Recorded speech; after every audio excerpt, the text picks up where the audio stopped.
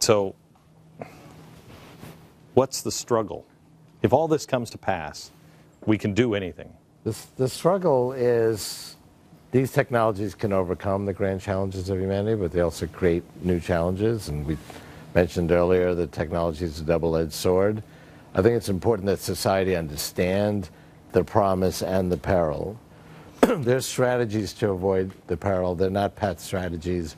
We have to put a high priority, for example, in keeping biotechnology safe, while at the same time we apply it to actually overcome human suffering. Do you remember the book Demon Haunted World by Carl Sagan? Did you ever read that? Mm-hmm. You should read it. He talked about a world getting so technologically advanced that the average person no longer understands it, and so it becomes like the priests, the high priests, and everything's in Latin to them.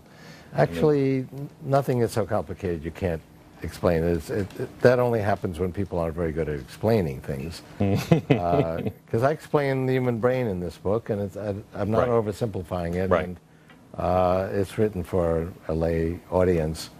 And I think it's important, actually, that people understand where society is headed. We have an opportunity to really overcome some age-old problems of poverty and disease and so on.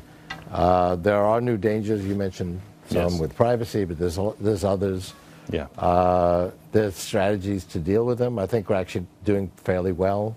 Society actually is a lot better off than it was 100 years ago or 200 years ago. It's a very continual progress in terms of wealth and health and education and even peace. It's not necessarily technology. It's freedom to be able to think and create and keep that creation. Well, greater abundance gives us greater freedom, and we didn't have very democratic institutions with liberty and so on hundreds of years ago because there was too much scarcity to afford them.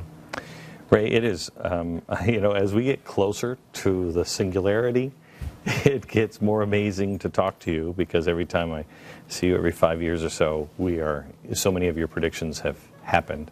And well, let's make it less than 5 years this time. It's good to see you, sir. Pleasure. Thank you. The name is Ray Kurzweil, the book, How to Create a Mind, and he's doing it. Back in a minute.